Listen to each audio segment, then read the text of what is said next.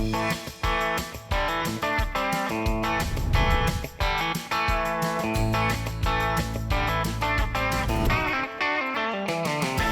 welcome to another episode of the Free Thinkers Podcast, the show that believes in free speech, original thought, and desire for truth.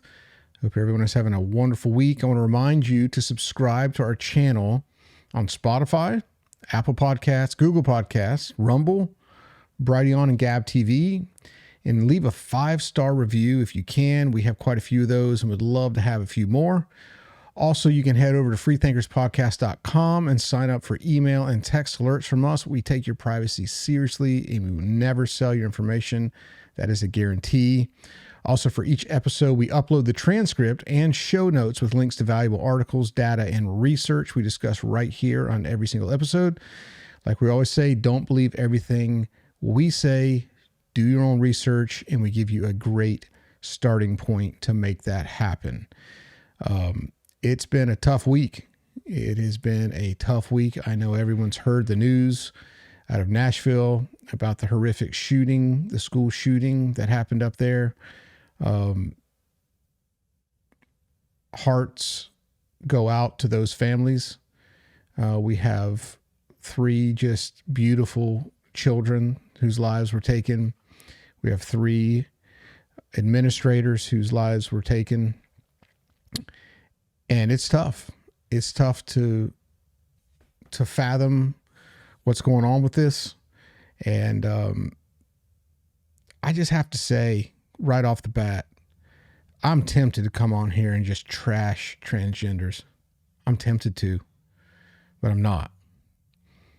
I'm tempted to come on and be hypercritical of a lot of things, but I'm not.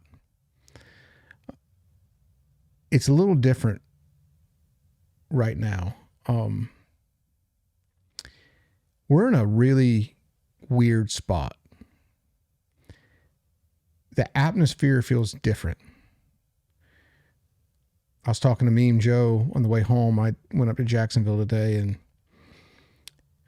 he's doing great. By the way, we miss him on this, but he's super, super busy, and God has blessed him with a lot of work, and it's a great thing. But I told him, I said, the atmosphere just feels different. There's a heaviness, there's a spiritual darkness, there's an oppressive feel, there's a possessive feel. And when you just get engulfed with the news and to see what's going on like this, it's tough. And again, yes, it was a transgender person that had a emotional and mental illness that did this. I'm going to state the facts. I'm not running from that. I'm not running from anything of that sort. That's been discussed, politicized ad nauseum. One side is blaming that. The other side is calling for guns. And you have 6 families. I don't care about either side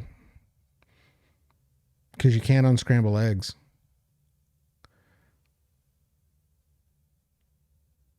You have 3 families that are mourning the loss of a 9-year-old. You have 2 girls and a little boy. And you have other 3 families that are mourning the loss of a adult, the principal of the school, 2 administrators. And we'll go into a little bit of detail with that, but we have to get to the root of what's going on. The root is spiritual darkness. The root is evil. The root of all this goes back to the father of lies. I have to lay it out because I've seen, I kind of went on Twitter and I started looking at some things, went on Gab and started looking at some things. And there's just some vile people out there that are saying, if this is a Christian school, where was prayer? Where was God? And we'll address that head on, because we're not promised immunity from bad. If you're a believer, we're not promised immunity from bad. In fact, we're promised the opposite. It says we are sent out as sheep among wolves. We're promised the opposite. But even though we're targets and we're targeted, and we're seeing that now more than ever, Christians are targeted, we're still called to be light. We're still called to stand for truth, to bring hope, to share joy. That's the message, and that's the life we're supposed to live. And I know that beacon of warmth and love and light and life is going to come out of that. And the greatest thing about the tragedy that happened is the world gets to see what strength that only can come from God looks like. I've seen tragedy, and I've seen the way that people stand up in the face of adversity, and they have a strength that only can come from God.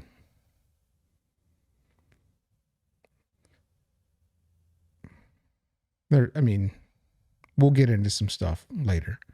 I've covered a lot of this stuff on previous podcasts, and it's sad, but I have to lay it out, because God is good. He's the Father of life. This is not something that he wanted. This breaks his heart. He had plans for those people. For I have plans for you to prosper you and to give you hope in a future. And he had plans for these people past this day. He's omniscient. He knew it would happen. But that's the realm that we can't meet. And we don't have the capacity to understand how God sees things. But there were plans, there were gifts, there were talents, there were abilities that he gave all these people whose lives were taken. Why were they taken? Why didn't God prevent it? Because we have free will, and we live in a world that we battle, the world, the flesh, and the devil every single day. The Bible says that the fights that we fight aren't against flesh and blood, but there's principalities and spiritual battles that we're fighting. It's interesting on the last podcast, the way I ended it at the very last podcast, it says, do not fear. And I talked about it. And I think one of the last things I said is to be absent from the body is to be present with the Lord if you are a believer. The next time we come on, it's real. It's definitely real. I want to encourage people still to not fear, to live an abundant life, because it says the thief comes not but for to kill, steal, and destroy.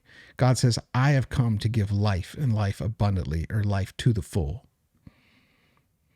And you know what? We're not promised safety. We're not promised security. Like I said, we are promised as sheep among wolves.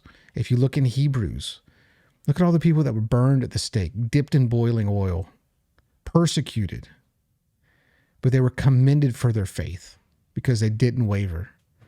They praised God and they looked up to the heavens until their final day. And you know what? They have eternity with the God of love and joy and peace. And you just have to put it in perspective, because again, the flesh, every single bit of me wants to come and just trash what we've been lied to and the propaganda for so long. But there was a side-by-side picture of the shooter that I saw earlier. It was several years ago, probably 10 years ago. I'll post it on the website. I didn't have time to prepare. I just wanted to come on here and do this. I didn't have time to prepare like slides and videos and all that stuff. Wanted to, but didn't do it. Just didn't have time. But on the left, they had a picture of the same shooter as her biological sex. It's a girl, cute girl standing on the beach, smiling. You see joy in her eyes. On the right side, dressed up like she was that everyone has seen, with a gun in her hand, fatigues, ready to kill. The thief, Satan, comes to kill, steal, and destroy. He came and stole her life, her joy, her soul. It leads to death. The path leads to death. Stole her sanity, stole her ability to stay on the pathway. And I was thinking about this earlier. If I had a microphone in the shower, this is some of the best podcasts ever. I don't know. I think so much clearer in the shower. And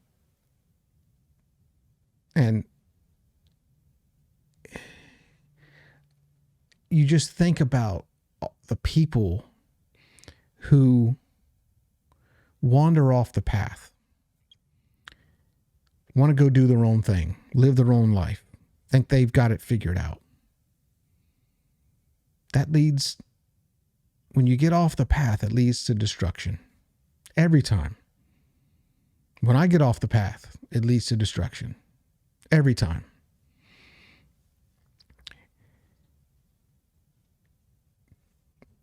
We're created for order. There's an order in life. We breathe in oxygen. We breathe out carbon dioxide. Trees breathe in carbon dioxide. They breathe out oxygen. We're created male and female. And the two shall become one, united. God created animals. He created the heavens and the earth, the sky. The water vapor goes up and collects in the clouds, falls down with rain, waters the plants. They produce and give off all. It's just, there's order. When you walk out of that order, you go off the path. I'm the most nonlinear person around. I'm all over the place. My mind doesn't think in a straight linear fashion. But when we get off of that, when we get out of that order, chaos ensues. And when people say, come do this, come do that, it's like the Garden of Eden. No, you need that. You need that knowledge. You need to eat that fruit. You need to do this instead of stay on the path. God called us to a certain way, and when we're living for ourselves instead of living for God, instead of serving others, instead of giving of ourselves, instead of doing that, we get off that path and we just get bound by self. We get bound by selfishness, and then we lose our missional purpose. And when we don't have purpose, we pursue pleasure. And that's the difference between Sigmund Freud and Viktor Frankl. Viktor Frankl said that man is driven by a purpose, meaning. And when he doesn't have it, he pursues pleasure. Freud says that man is driven by pleasure. And I think he is when he doesn't have meaning. I think I go with Frankl on that much more. And so in our society, we're told to essentially live like the snake or the serpent was saying to Eve in the garden. Choose your own thing. You know more than God. You do what you want to do. You go off the path. You'll be fine. You do what you want to do. And we see this young girl who was vibrant, had a beautiful smile, was a cute girl, go off the path and choose whatever she chose. And I don't know her background. I'm not sure if she was abused. I'm not sure of any of that. And the only reason I say that is I've had several gay male friends in my life. One of my best friends in film school was a gay guy. He's the lead editor for one of the top TV shows in the country right now. And we've had talks. He knew I was a person of faith, and I would be open. This was back in the 90s. I'd say, why are you gay? And he was sexually abused by his uncle. There was another friend that we used to hang out with, and her brother was gay. And so I talked to him. I was very open with him. He was sexually abused by his cousin. There's literally not one person, and I don't understand like about females, because I've never talked to a gay female like that. It's not my business. A male I can talk to, but there's not one gay male I've ever talked to that hasn't been the victim of some sort of sexual abuse. Not one. I'm not saying that doesn't exist. I'm saying that I haven't talked to one. So I can't emotionally understand and connect, and I will give empathy and understanding to people that are victims of sexual abuse. But I will say that from what I've seen, it's a cascading effect that goes from generation to generation to generation. Because I would almost bet the bank that if you talk to that guy's uncle and that guy's cousin, they were the victims of that too. And it continues. That's not the order we're created. That's not the design that's created. So back to this girl, I don't know her background. I don't know if she was a victim of abuse or how she got to that point. But when you think, you see a lot of people they put online, burn in hell and all this other stuff. Yeah, I'm sure that's happening. But when you think of hell, I think we attribute it with physical pain and torture and torment, and the Bible says that where the tongue is not quenched and that kind of thing. It paints that picture. But there was a book I read called Crazy Love by Francis Chan, and he asked a question. And I remember exactly where I was. I was in Las Vegas. I'll never go back. We were staying at the Red Rock, which is way outside. It wasn't on the Strip or anything like that. I was sitting in a chair out by the pool reading this book, Crazy Love. And it asked a question. It said, if you were promised heaven and it was streets of gold and you had all this other, luxury, riches, mansions, all your family and friends were there and just had the greatest time, heaven. You had everything that you could imagine. But Jesus wouldn't be there. Would you still want to go? And that hit me. Wow. Because it's saying, the question is asking, essentially in that context is, if you could have everything, things, all the material things, family, this, that, and the other, but you would disconnect your eternity from love, the author of love, the author of grace and mercy and forgiveness and joy and peace and happiness and all that, you would disconnect from that. Would you really want to go? And it made me ask myself that hard question.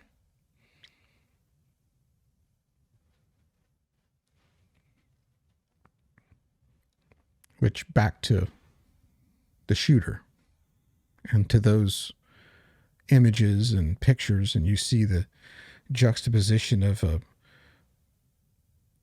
vivacious, smiling young girl versus, from what I can just only imagine, is a demonically possessed killer. I don't understand how you do that without the influence of the father of lies and the author of death.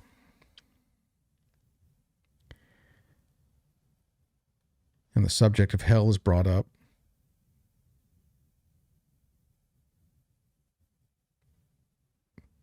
And there was probably a lot that she was searching for and all this other stuff. But I just thought, hell is disconnected from love forever. There's no warmth, just cold. There's no light, just dark.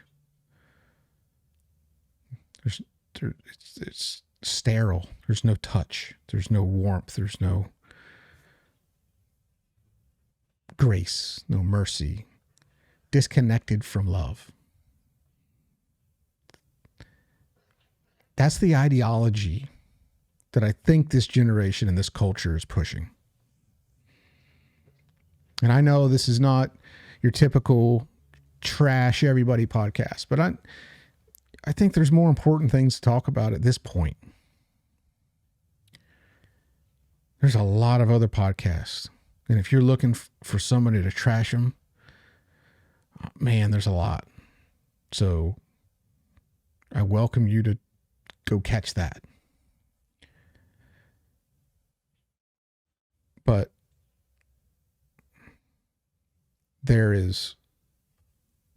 I think the thing that I don't want to do, because it's far easier to be a critic than a creator. As a filmmaker myself, you see these movie critics who've never made a movie. I've made a movie before. It's tough work, hard work. And then you see these people that sit back and drink sodas and then criticize it.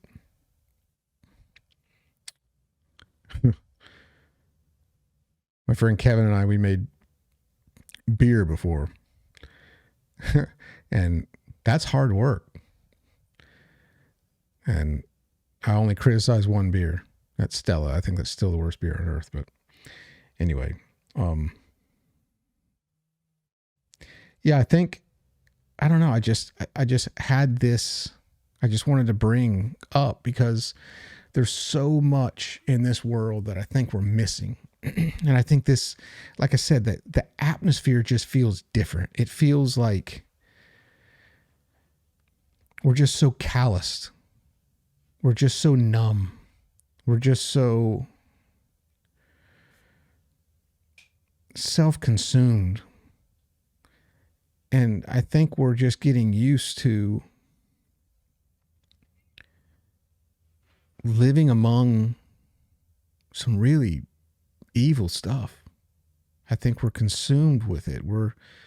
The exposure has become consumption. I mean, it's when you talk about baby steps, there's little baby steps that you put in this stuff. And I'm a big supporter of emotional and spiritual maintenance that you can do on yourself, and instead of chemical maintenance. I don't even think it's maintenance, it's just chemical cover. Obviously, if you've listened to this podcast before, in a previous episode, we covered a lot of the psychotropic drugs these school shooters have. And I'll never get off that soapbox. because I've seen the effects of that. Not only have I seen the effects in school shooters, I've seen the effects on my family with a lot of these drugs. And it's been very, very, very destructive. This shooter, this is going to be nonlinear. Like I said, we're looking through a couple different articles. When you look, let's just take the first, and this is a very common one. This isn't necessarily a psychotropic, but this is one of the most common ones that are around. This has replaced heroin and cocaine and any of that as far as the recreational drug of choice in college campuses, and that's Xanax. Now, this is from the Physician's Desk Reference, which is the official guide that they have to put out that covers the side effects of any drug. Now, some of the effects, this is from the Physician's Desk Reference. These effects of Xanax can occur in both men and women and may include increased sexual desire or libido, sexual dysfunction, including decreased libido and difficulty achieving orgasm, unusual or risky sexual behavior, including engaging with multiple sexual partners, sexual compulsions or obsessions. Then it goes into anxiety. It's an anti-anxiety drug, but the side effect is anxiety. But I'm talking that the first part is the side effects of just increased sexual appetite and homicidal tendencies and thoughts, and how that can potentially lead to this. This school shooter was on psychotropic medication. Let me pull this article up again. Nashville shooter was under doctor's care for emotional disorder, psychiatric care for emotional disorder. Now we know what psychiatric means. It's a drug dealer with a degree. She was under doctor's care for an emotional disorder, but did not disclose further details about that disorder. So now we can start putting pieces together. There's never, ever, ever, ever been a school shooter that hasn't been on psychotropic medication. I'll post links on the site. You can go back to, I think it's Deerheads, Border Feds, and Prescription Meds, that episode. I know we covered that.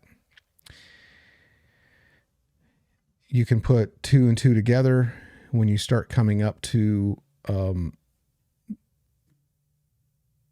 the way that somebody that believes in transgender, what they call gender incongruence, comes up with. There's a study from Yale. The study found that transgender individuals who'd received a diagnosis of gender incongruence, which basically means that they did not feel that they were the same sex as their biological sex. They said that those people are 6 times more likely to have mood or anxiety disorder than the general population. They are 3 times as likely to be prescribed antidepressants and anti-anxiety medications. Leads right into what we just talked about, which we know they're 3 times as likely to be prescribed that. And look at the side effects that come from that prescription. And those people are more than 6 times as likely to attempt suicide, resulting in hospitalization or death. 6 times more likely. Now let's go to one of the other studies that I put today. When we talk about suicide, facts about LGBTQ youth suicide. And the reason I'm reading this is not what you're going to get on the mainstream news, because these are the actual stats of what this affirmation is causing. They're affirming what we're seeing. And I think through the affirmation, it's causing death. The enemy has come to kill, steal, and destroy. Think about that when I read this next. Suicide is the second leading cause of death among young people aged 10 to 24. Lesbian, gay, bisexual, transgender, queer, and questioning youth. LGBTQ youth are more than 4 times as likely to attempt suicide as their peers. The Trevor Project estimates that more than 1.8 million LGBTQ youth, 13 years old to 24, 1.8 million seriously consider suicide, and at least one attempts suicide every 45 seconds.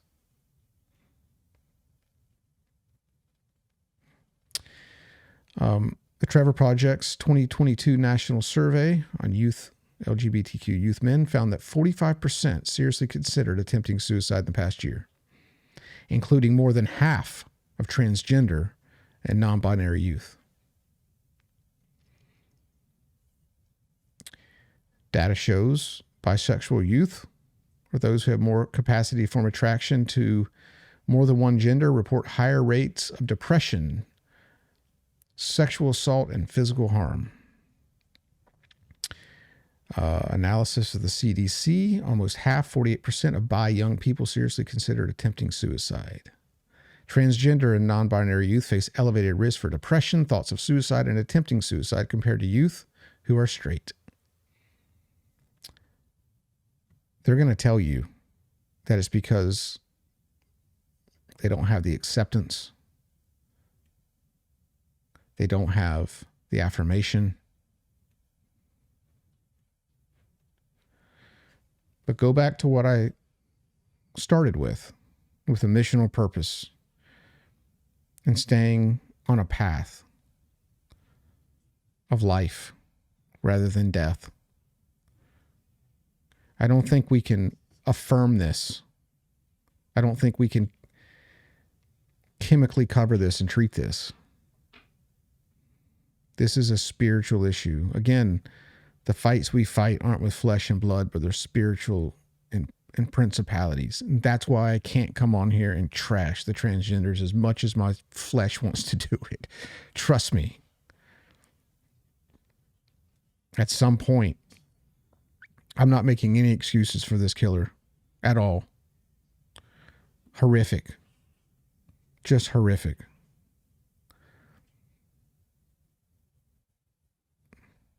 But there's people out there that are really, really hurting and struggling. And again, I don't want to come on here as a critic without having some constructive way to help.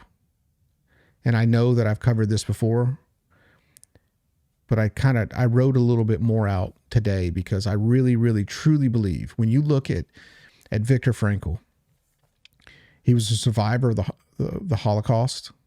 He was put in charge of the suicide ward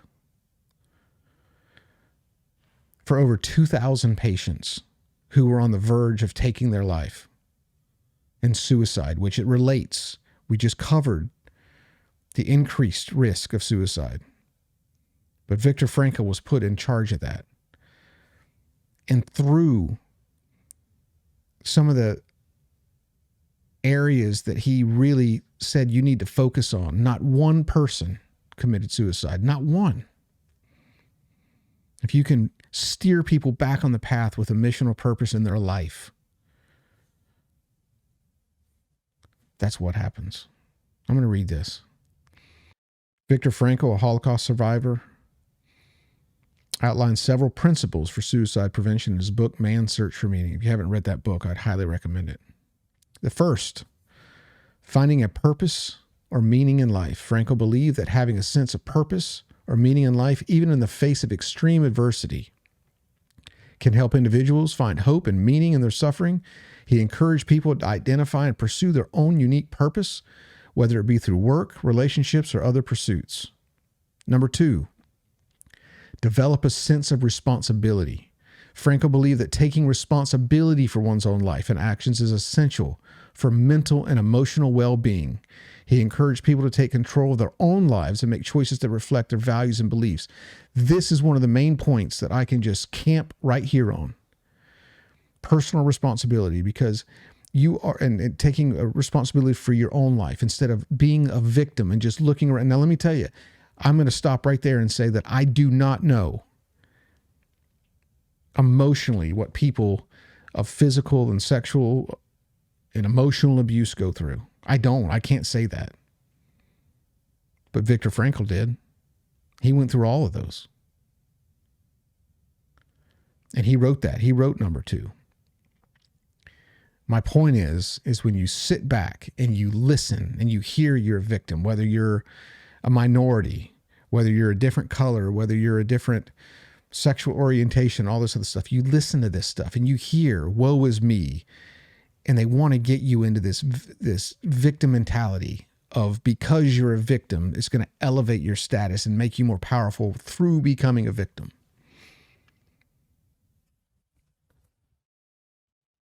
But if you take responsibility for your life from Frankl and your actions, it's essential for mental and emotional well-being. And I believe that 100%. He encouraged people to take control of their own lives and make choices that reflect their values and beliefs. That's an important thing, your values and beliefs. It's got to be lined up on the path. Your values and beliefs can't be, I believe this, or this is my truth, or there has to be a true north. Compass always goes towards the north because it's programmed to do that. If people's compass went all over the place, you wouldn't get anywhere. You got to align to a true north or a source of truth. I work in a lot of agriculture and precision agriculture guidance. And you set up, before you do a field or anything like that, you set up a base station. And that base station is your source of truth. That's what they call it, the source of truth. Because you set that up on something that has a firm foundation. You don't want to set it up in sand where when trucks come by, it kind of moves off, because you're doing sub-inch accurate. Like when you drive a tractor, it's going to stay within an inch accuracy. You can drive to the moon and it's going to stay sub-inch. So you can't have trees around. You can't have obstacles around. It has to be clear. You have to put it on a foundation that's a firm foundation, that it won't move, it won't drift, because you want that source of truth to be relative to what you're doing. And when you go back, not only when you're spraying or something like that, but when you're harvesting way, way, way, way down the line, that source of truth is the same spot. And when you drive down that row, it's going to be sub-inch, dadgum accurate, and it's going to stay right down the line. You got to have the source of truth, because if you don't have that, you're wandering all over the place. You're steering it yourself. And we know what that leads to. Number 3, cultivating a sense of humor. Frankl believed that humor can help individuals cope with difficult situations and find joy and laughter even in the darkest of circumstances. That's so true. The Bible says they bring sorrow to joy and laughter and dancing. And that's what it's all about. We have to. That's one of the things that I love about my family is we've always laughed about things. It's just great to get along, not get along, but get around each other. It's great to get along too, but to get around each other and just come together and we all just laugh. All of us like to laugh. And that's one of the hallmarks of our family, just to get together and laugh and just have fun. And it's great. I've been around other people's families where they don't do that. And I'm like, how do you manage this? I can't imagine being around an event or something like that and you don't laugh. But yeah, having a sense of humor is great. Definitely great. And you can use that to be witty and kind of make fun of the bad situations and just come out of that. And it's a lot of fun. Number 4 is cultivating a sense of gratitude. Frankl believed that gratitude can help individuals focus on the positive aspects of life, even in the face of suffering. He encouraged people to cultivate a sense of gratitude for the good things in their lives, no matter how small. I had a lady that used to cut my hair when I was in junior high and high school. Her name was Miss K. And she was a Vietnamese immigrant. She grew up in Vietnam during the war. She saw atrocities that she described to me that I won't describe here. She saw a lot of her family members killed by the Viet Cong. I guess it was the Vietnamese that were doing that, and she and two of her family members escaped to the United States. She was so thankful for the freedom of the United States. She'd tell me every time I saw her how much she loved this country and how thankful she was for this country.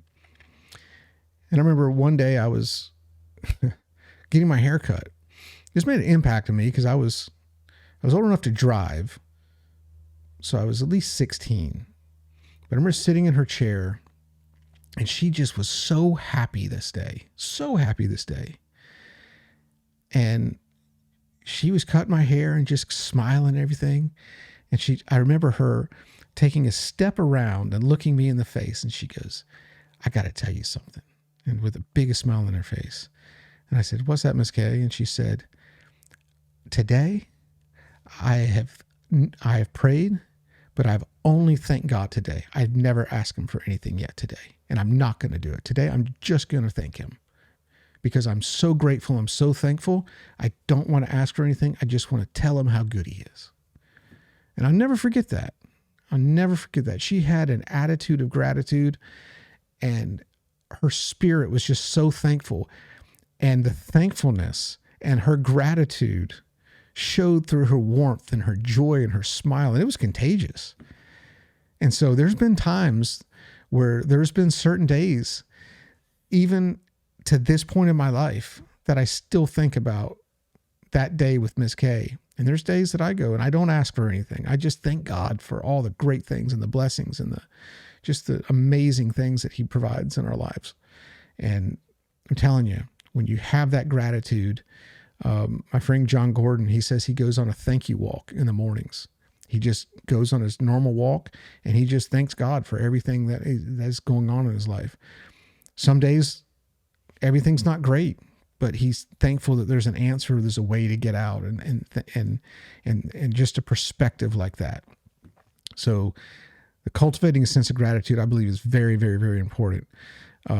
Number 5 is cultivating a sense of love and connection. Frankl believed that love and connection are essential for mental and emotional well-being. He encouraged people to cultivate relationships and connections with others and find ways to express love and kindness to those around them. I think this is what our society is missing more than ever because we're more digitally connected, but not physically connected. We get online and we post our views or our disagreements or our thoughts, and they are way more vile than we'd ever do it in person. I think sometimes if we take a fast from social media or fast from things like that, it would be great. And I've done that before. I have to do that before. I've taken a fast from news. I just don't want to fill my mind with bad news and that kind of thing all the time.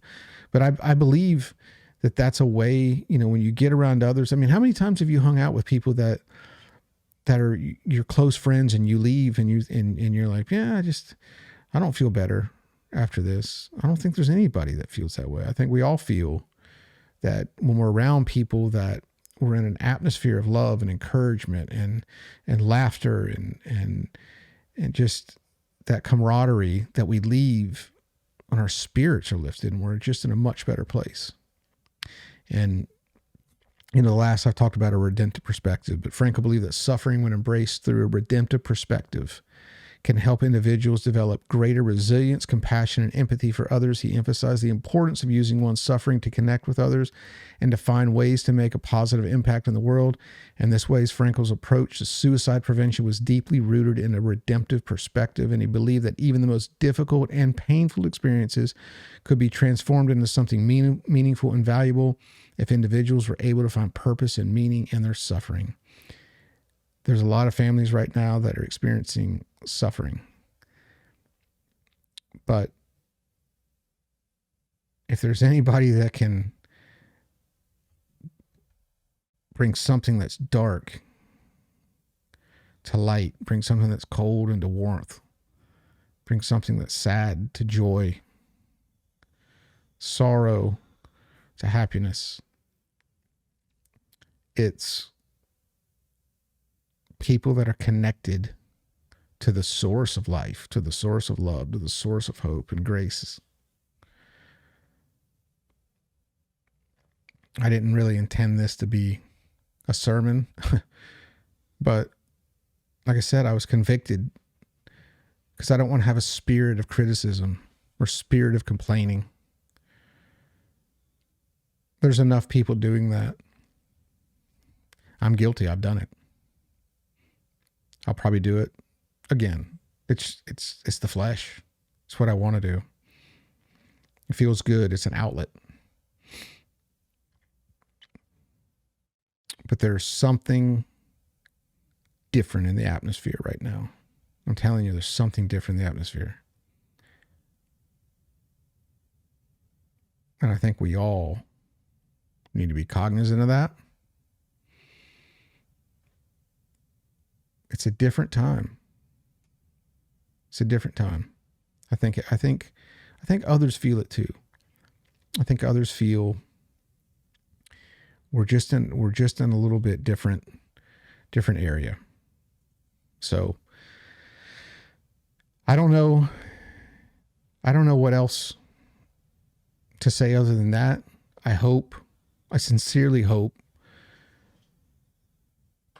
that in the sea of hate, the sea of anger, disconnected, that you find hope or a little bit of comfort in that, in this. Obviously, this isn't going to sell. I'm not yelling. I'm not doing a lot of other stuff that the popular podcasts get. But I think there's some sanity that we need to have. I think we need to get back to that source of truth, kind of like that base station in the field.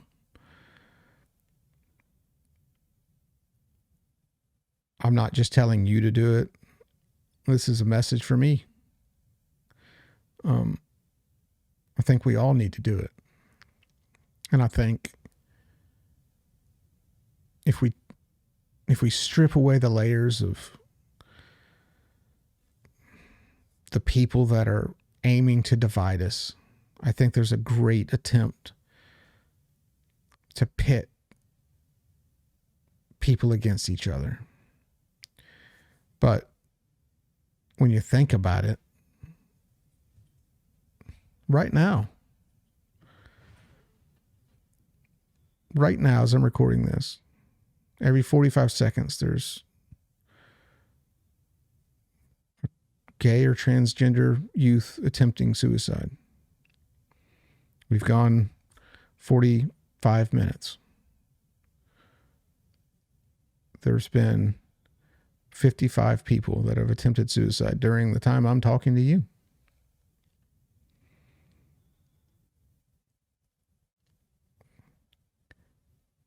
So I think it's important to know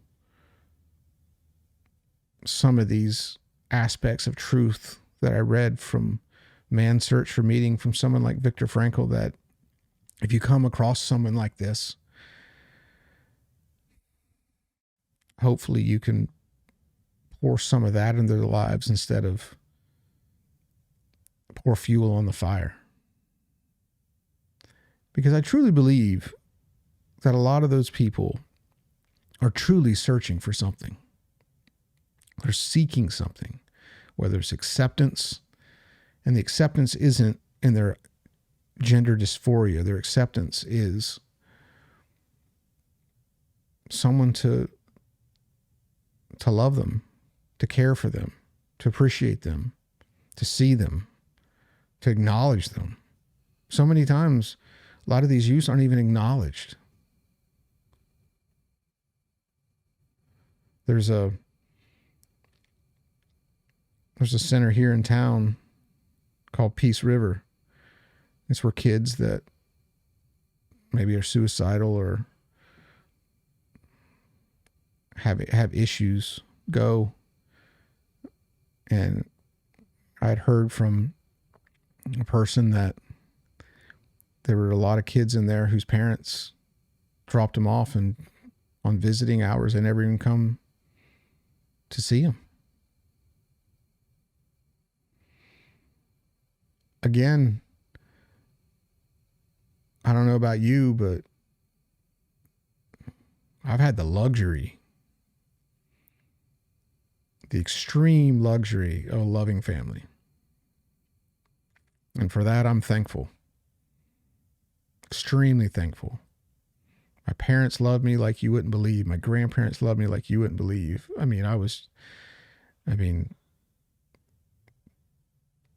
Luxurious compared to a lot of these kids. So I can't connect on that level of some of the pain and the suffering and the emptiness and loneliness and maybe resentment that a lot of these kids go through. And because of a lot of that, maybe parents pushing an iPad as a pacifier, and not even connecting with their kids. I don't know. So I can't sit here and just give the answers to everything.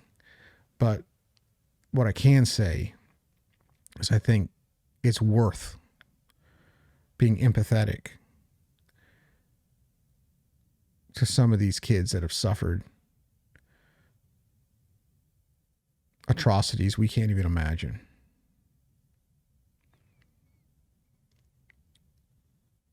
Because until you've walked in those shoes, it's hard to say what you do. Truly. It's truly hard to say what you do. I can't make an excuse for murder, for taking people's lives, for committing atrocities like that. I can't, and I'm not. I think it's evil. I think it's vile. I think it's demonic. But the thief comes to kill, to steal, and destroy. God says he's come to give life and life to the full.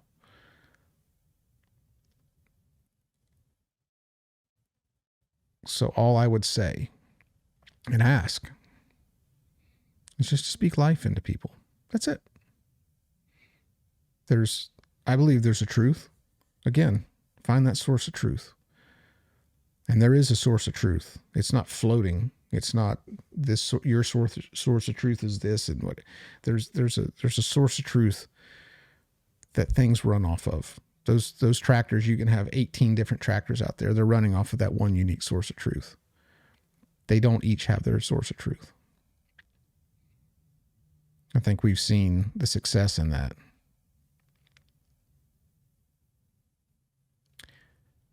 So I don't know. It's been a weird podcast.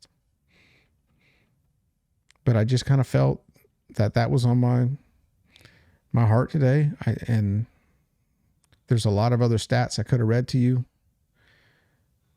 But that's definitely something that leads to death. And we've clearly seen that. So I don't want to go political more than that. I think we've done a good job staying off of those ropes. Again, a lot of other people cover it well, and much more eloquently than I do. We have a serious issue in this country. But again, I just say step back and understand that there's a way that we can guide people through this. And I'm not saying it's a golden parachute by any stretch of the imagination, but affirming what we're affirming, mutilating kids like is being allowed to do in certain circumstances, and chemically covering up and sometimes just drugging to pacify, which causes serious and severe and detrimental side effects and consequences. It's not the answer. It's definitely not the answer. Till next time, love y'all.